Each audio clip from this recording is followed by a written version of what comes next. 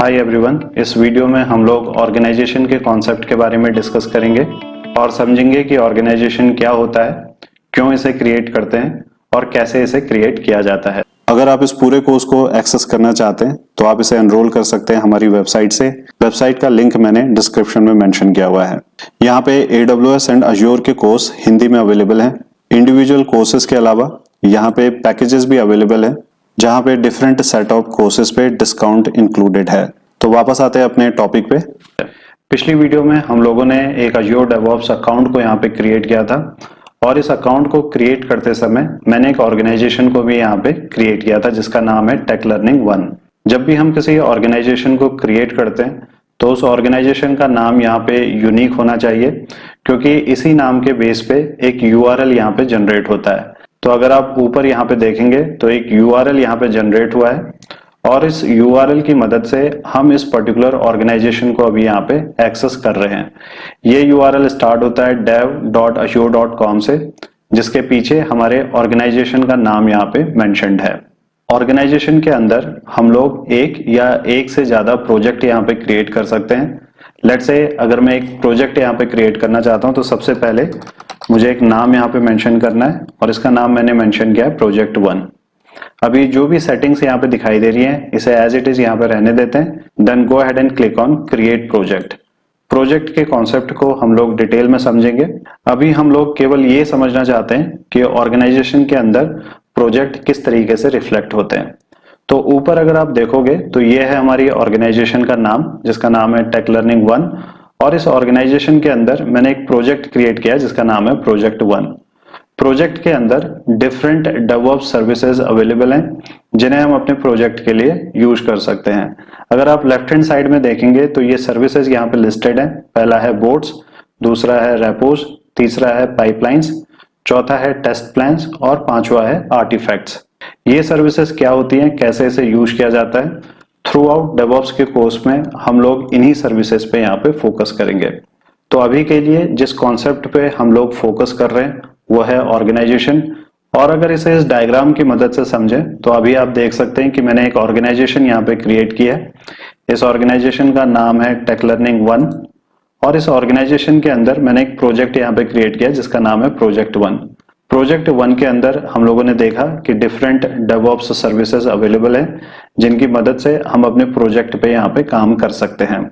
अगर हम लोग चाहें तो एक ऑर्गेनाइजेशन के अंदर एक से ज्यादा प्रोजेक्ट भी यहाँ पे क्रिएट कर सकते हैं और सिमिलरली अगर हम लोग चाहें तो मल्टीपल ऑर्गेनाइजेशंस को भी यहाँ पे क्रिएट कर सकते हैं। देन फर्दर जाके उन ऑर्गेनाइजेशन के अंदर हम लोग अपने प्रोजेक्ट्स को यहाँ पे क्रिएट कर सकते हैं।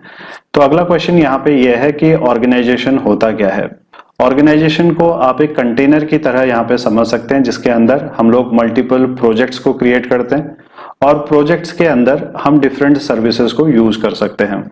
लेट्स अज्यूम कि आपकी कंपनी मल्टीपल प्रोजेक्ट्स के साथ डील कर रही है और आपकी कंपनी के मल्टीपल क्लाइंट्स हैं। तो उस केस में हर एक क्लाइंट के लिए हम लोग एक सेपरेट ऑर्गेनाइजेशन यहाँ पे क्रिएट कर सकते हैं और उस क्लाइंट से रिलेटेड जो डिफरेंट प्रोजेक्ट आपकी कंपनी डील कर रही है उन प्रोजेक्ट को हम उस ऑर्गेनाइजेशन के अंदर क्रिएट कर सकते हैं जिस ऑर्गेनाइजेशन को हमने अपने उस पर्टिकुलर क्लाइंट के लिए क्रिएट किया हुआ है। इसके अलावा आप बिजनेस यूनिट का भी एग्जांपल ले सकते हैं। लेट्स अज्यूम कि आपकी कंपनी के अंदर मल्टीपल बिजनेस यूनिट्स हैं। हर एक बिजनेस यूनिट के लिए आप एक सेपरेट ऑर्गेनाइजेशन क्रिएट कर सकते हैं और उन ऑर्गेनाइजेशन के अंदर आप उन प्रोजेक्ट्स को यहाँ पे क्रिएट कर सकते हैं जिन प्रोजेक्ट्स को रेस्पेक्टिव बिजनेस यूनिट्स हैंडल कर रही हैं। तो ओवरऑल कंक्लूजन ये है कि आप ऑर्गेनाइजेशन की मदद से एक स्ट्रक्चर यहाँ पे क्रिएट कर रहे हैं। तो अभी हमने देखा कि अकाउंट को क्रिएट करते समय ही एक ऑर्गेनाइजेशन यहाँ पे क्रिएट हुई थी जिसका नाम है टेक लर्निंग 1। लेट्स अज्यूम कि मैं एक और ऑर्गेनाइजेशन यहाँ पे क्रिएट करना चाहता हूँ। इसके लिए मैं अज्योर डेवऑप्स पे यहाँ पे क्लिक करूंगा और यहाँ पे अभी आप देख सकते हैं कि टेक लर्निंग 1 के अंदर प्रोजेक्ट 1 रिफ्लेक्ट हो रहा है। अब मैं एक नई ऑर्गेनाइजेशन यहाँ पे क्रिएट करना चाहता हूँ। So go ahead and click on new organisation, click on continue और उसके बाद हमें यहाँ पे ऑर्गेनाइजेशन का नाम मेंशन करना है। लेट्स से इस ऑर्गेनाइजेशन का नाम है टेक लर्निंग 2 और जो उसका ओवरऑल URL यहाँ पे क्रिएट होगा वो होगा dev.azure.com/techlearning2। जब भी हम अपनी ऑर्गेनाइजेशन का नाम यहाँ पे मेंशन कर रहे हैं तो हमें मेक श्योर करना है कि ये नाम एक यूनिक नाम हो, क्योंकि इसी नाम के बेस पे ये यूआरएल यहाँ पे क्रिएट होता है।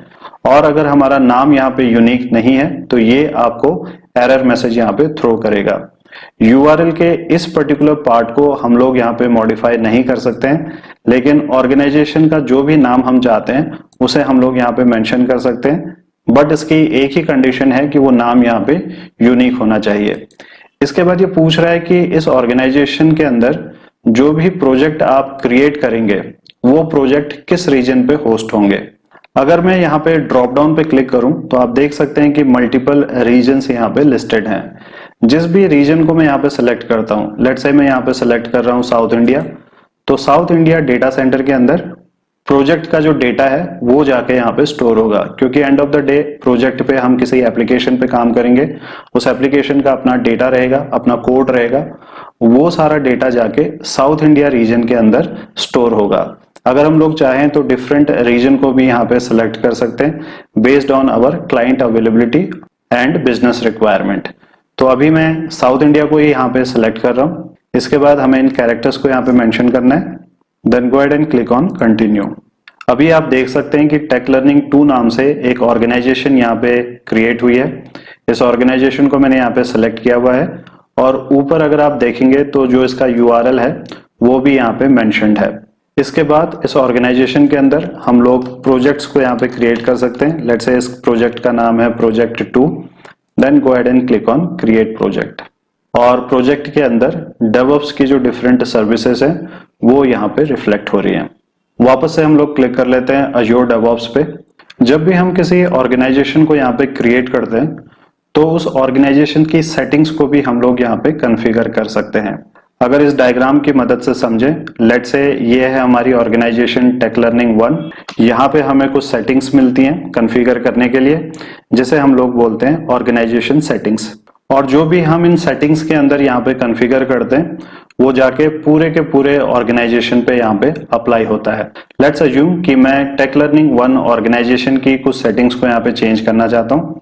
तो इसके लिए सबसे पहले हमें ऑर्गेनाइजेशन को यहाँ पे सिलेक्ट करना है। ऑर्गेनाइजेशन को सिलेक्ट करने के बाद आप नीचे ऑर्गेनाइजेशन सेटिंग्स पे यहाँ पे क्लिक कर लीजिए और यहाँ पे आप देखेंगे कि टेक लर्निंग ऑर्गेनाइजेशन से रिलेटेड डिफरेंट सेटिंग्स यहाँ पे अवेलेबल हैं।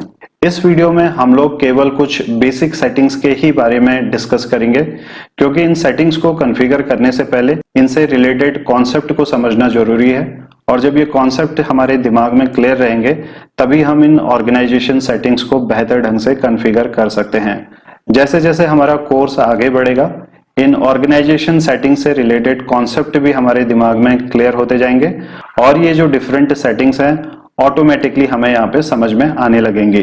तो यहाँ पे अगर आप देखेंगे पहला सेक्शन है जनरल का, और जैसे ही आप ओवरव्यू पर क्लिक करते हैं तो राइट हैंड साइड में आपके पास ऑप्शन अवेलेबल है कि आप अपने ऑर्गेनाइजेशन के नाम को यहाँ पे मॉडिफाई कर सकें। और उसके बाद एक बटन यहाँ पे नीचे दिया हुआ है जिसके आगे मेंशन्ड है use the new URL https:/dev.azure.com/techlearning1। Azure DevOps services से पहले माइक्रोसॉफ्ट एक दूसरी सर्विस यहाँ पे ऑफर करता था जिसका नाम था विजुअल स्टूडियो टीम सर्विसेज।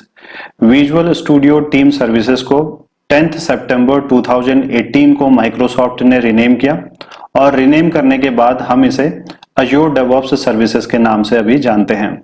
अभी आप देखेंगे कि ये बटन यहाँ पे स्विच्ड ऑन है और अगर मैं इस URL को यहाँ से कॉपी करूं, कॉपी करने के बाद एक न्यू टैब यहाँ पे ओपन कर लेते हैं, देन पेस्ट इट और यहाँ पे मैं dev.azure.com को यहाँ से रिमूव कर लेता हूँ और टेक लर्निंग 1 के बाद मैं यहाँ पे मेंशन कर रहा हूँ visualstudio.com, देन हिट एंटर। जैसे ही मैं एंटर यहाँ पे हिट करता हूँ तो आपने देखा होगा कि ये URL वापस से dev.azure.com/techlearning1 पे यहाँ पे रीडायरेक्ट हो चुका है। लेट्स से मैं वापस आके इस बटन को यहाँ पे स्विच ऑफ कर लेता हूँ, then go ahead and click on save. Save होने के लिए ये यहाँ पे कुछ सेकंड्स का टाइम लेता है और एक बार जब ये चेंजेस यहाँ पे सेव हो जाते हैं तो वापस आते हैं अपने नए टैब पे। dev.azure.com को अभी मैं यहाँ से रिमूव कर रहा हूँ।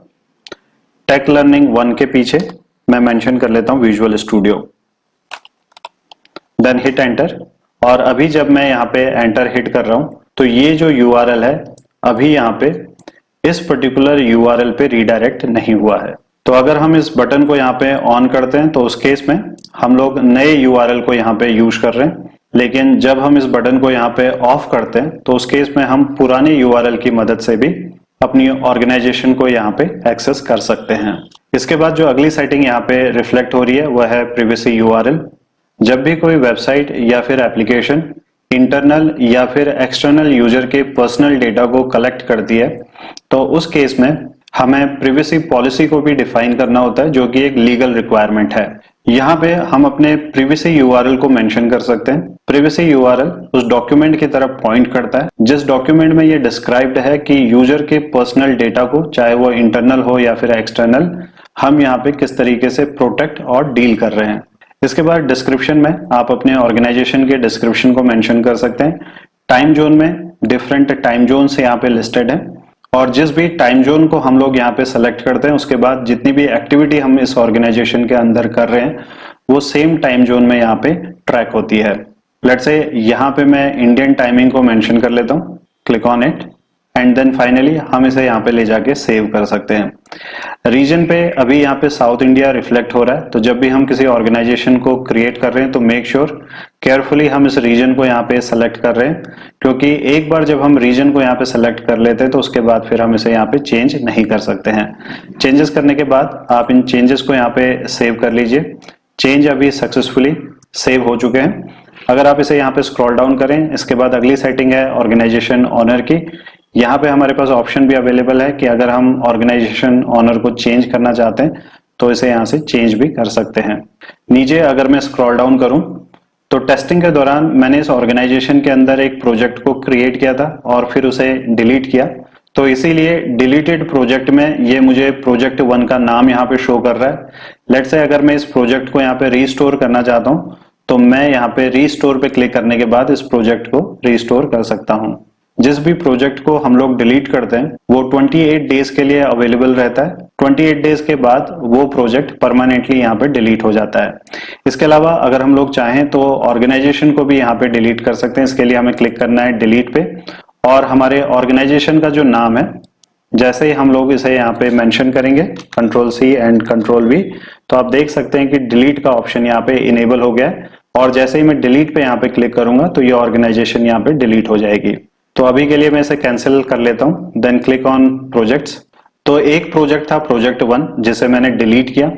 डिलीट करने के बाद मैंने एक दूसरा प्रोजेक्ट सेम नेम से यहाँ पे क्रिएट किया जो कि है प्रोजेक्ट 1। इसीलिए जब मैं प्रोजेक्ट्स पे यहाँ पे क्लिक कर रहा हूँ तो प्रोजेक्ट 1 यहाँ पे रिफ्लेक्ट हो रहा है।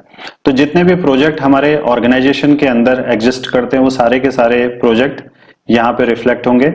इसके अलावा इस ऑर्गेनाइजेशन पे जिन भी यूजर्स को आप एक्सेस देना चाहते हैं उन्हें आप ऐड यूजर की मदद से यहाँ पे ऐड कर सकते हैं। ये एक डेडिकेटेड टॉपिक है जिसमें हम लोग डिस्कस करेंगे कि डिफरेंट यूजर्स को ऑर्गेनाइजेशन या प्रोजेक्ट पे किस तरीके से एक्सेस प्रोवाइड किया जाता है। तो ये है कॉन्सेप्ट ऑर्गेनाइजेशन का। आई होप आपको ये टॉपिक समझ में आया हो। अगली वीडियो में मिलते हैं एक नई टॉपिक के साथ। Thank you.